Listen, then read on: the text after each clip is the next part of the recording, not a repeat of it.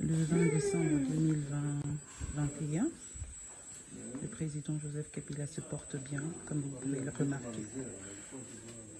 Non, je sais de ma date.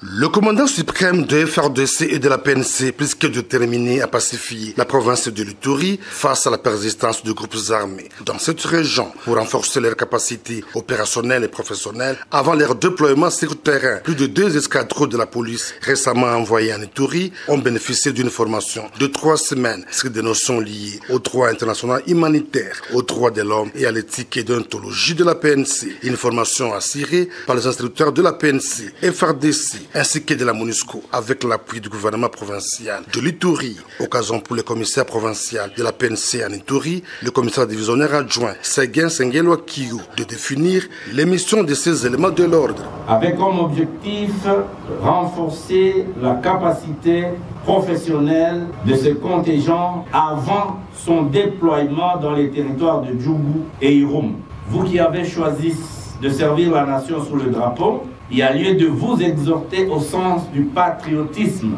et surtout au professionnalisme, sans oublier de mettre l'accent sur le respect des droits humains et du droit international humanitaire. Ayant présidé la cérémonie de clôture de la dite formation, le lieutenant-général Boyanka Chamadjoni, gouverneur de la province de l'Ituri, a mis un accent particulier sur la discipline, mère des armées et reine de succès dans les opérations. Bino de Bokosala que autorité de l'État est zonga. Bino de Bokosala que confiance entre biso na population est zonga. Bino ba policier ndenge bozawana. Rôle na bino za rôle munene. Bokende kobebisa te.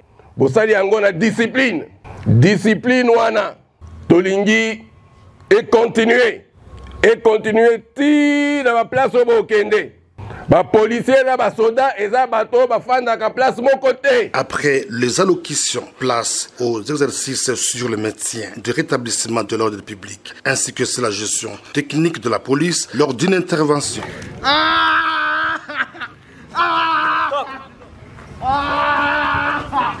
Le défilé de troupes a clôturé cette cérémonie grandiose qui marque un tournant décisif dans la sécurisation et la protection des populations.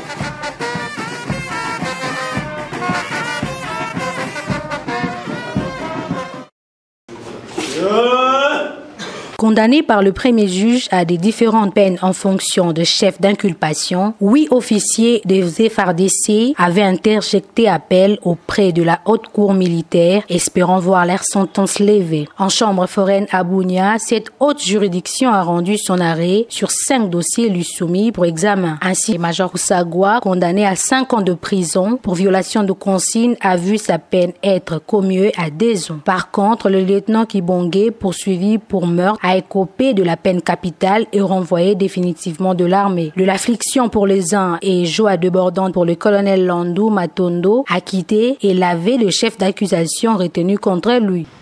Déclare établi les faits constitutifs du faux et son visage, mais dit que ces faits constituent un moyen pour perpétrer le détournement. Déclare établi l'infraction de détournement mise à leur charge et les condamne sans admission de circonstances atténuantes à 10 ans de servitude pénale chacun. Dans la foulée, confirmant l'action du premier juge, le colonel Martin Kalala, président de la haute cour, a reconduit la peine de 10 ans de servitude pénale principale et renvoi définitif au sein de forces armées pour 4 officiers supérieurs poursuivis pour détournement des deniers publics, faux et usage de faux en écriture. Rappelons qu'en cette période de l'état de siège, la justice militaire s'est saisie de toute pratique d'antivaleur et d'indiscipline dans le rang des FARDC, conformément à la vision du commandant suprême des forces armées, le chef de l'État Félix-Antoine Tshisekedi, qui ne ménage aucun effort pour redynamiser la discipline et professionnaliser les forces de défense et de sécurité. La MONUSCO réaffirme son engagement à appuyer les forces de défense et de sécurité dans la neutralisation de groupes armés, de protéger et sécuriser davantage le déplacé dans le cadre de la mutualisation de forces RDC-Ouganda. Déclaration de la chef de la MONUSCO en RDC, Bintou Keïta, au sortir d'un échange avec le gouverneur militaire et commandant des opérations militaires en Ituri. La population met son espoir à la fois dans l'autorité du pays pour redresser la situation et compte sur l'appui des partenaires. Ce que je peux vous confirmer, c'est que vous pouvez compter sur l'appui des Nations Unies et de la MONUSCO pour appuyer les efforts de l'autorité nationale, de l'autorité provinciale, puisque une expression que nous aimons bien les deux, c'est nous devons mutualiser les efforts pour arriver à quelque chose. Devant la presse, la représentante spéciale du secrétaire général des Nations Unies en RDC n'est pas allée par les dos de la cuillère pour condamner les attaques des groupes armés contre les sites de déplacés des Drodro héros en territoire de Djougou. Ces attaques qui constituent une violation grave du droit international humanitaire, mais aussi un crime contre l'humanité. Bien évidemment, nous condamnons de la façon la plus ferme les attaques contre les populations civiles et en particulier les sites de déplacés parce que comme vous l'avez dit, il y a le droit humanitaire international qui très clairement dit que ces lieux sont des lieux protégés, y compris les écoles, les hôpitaux, les établissements religieux, etc. Tout ça, c'est vraiment quelque part dans l'ordre du sacré. C'est-à-dire que ça ne devrait pas être touché. Ceux qui, dans leur posture, ne voient aucun problème à détruire à travers leurs actes, devrait répondre devant la justice. Aussitôt arrivé en Ituri, Bintou Keïta a visité le camp de déplacés de Ro en territoire de Djougou, question d'apporter les réponses d'urgence sur le plan sécuritaire et humanitaire aux populations vulnérables. Par ailleurs, notons que l'armée, la police et la MONUSCO ont mis les bouchées doubles pour créer la cohésion sociale entre les communautés vivant en Ituri en vue d'éviter le massacre et la guerre interethnique. Les collèges des évêques de la 88e communauté Afrique-Irlande Tchétche, conduit par Monseigneur Marini Bodo Pierre, président honoraire des églises du Christ au Congo, a eu les échanges fructueux avec les gouverneurs de la province de l'Ituri, le lieutenant-général Luboya Nkanshamadjoni. Au menu de leurs entretiens, la situation sécuritaire et humanitaire du site de déplacés d'Hérault. Monseigneur Marini Bodo Pierre lance un message de paix aux populations ituriennes.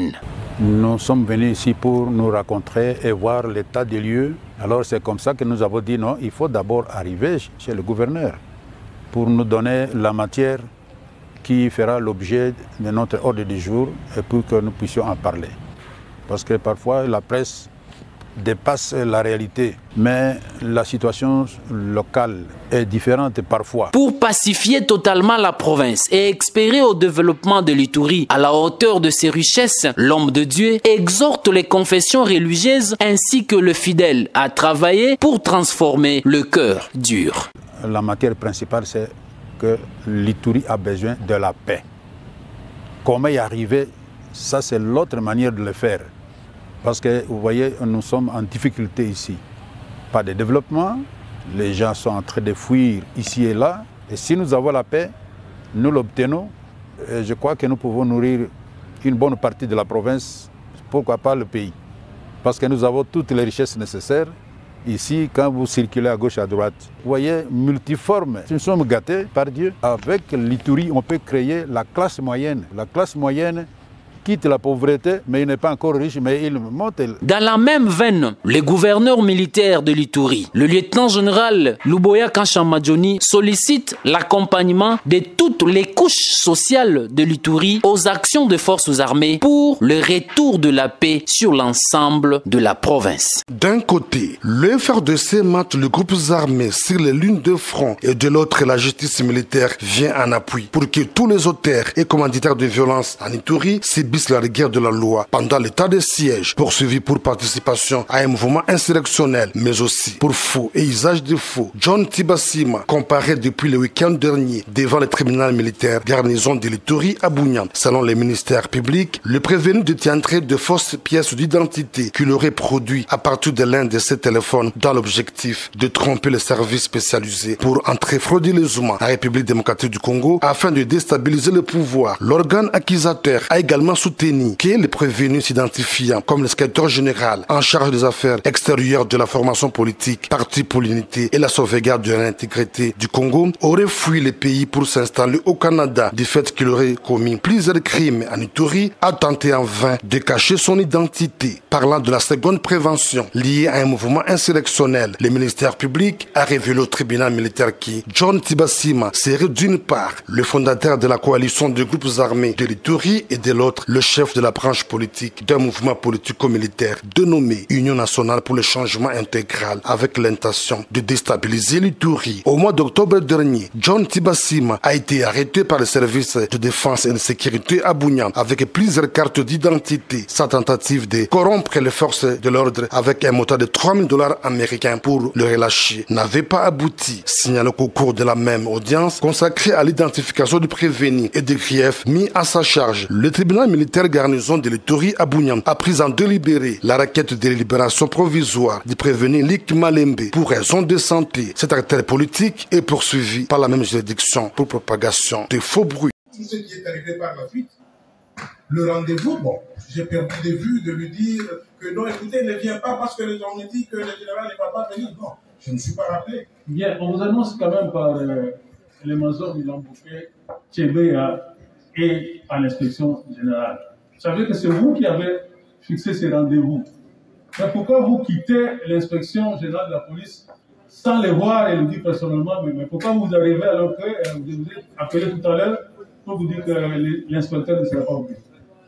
Mon colonel, Tchébéa, pour moi, Tchébéa, c'est quelqu'un qui a sauvé le général John Numbi. Je considère que c'est son ami. Vous comprenez? Et que quand lui me dit que Tchébéa est là, ça ne pouvait pas m'interpeller outre mesure, dans la mesure où je ne savais pas ce qui était caché derrière. C'est sur un rendez-vous que vous avez fixé avec lui. C'est lui qui a fixé le rendez-vous. C'est lui qui a fixé le rendez-vous pour recevoir... Bref, vous apprenez quand même de Milambo que Tchébé est là, mais bon, vous sortez sans les rencontrer. Est-ce que lui, Tchébéa, étant déjà arrivé au bureau du général Johnny Numbi, il est avec le commandant de sécurité du commissariat général. Il est déjà arrivé là. Malgré que moi, je lui ai dit, moi, je me suis dit peut-être qu'il a eu contact avec le général et qu'il lui a confirmé que je vais arriver au bureau, quelque chose comme ça. Je ne pouvais pas chercher à tout savoir. Je ne pouvais pas chercher à tout. Que j'ai reçu la visite de Jacques Mugabo cet après-midi-là, une fois cette journée-là. Je n'avais pas encore reçu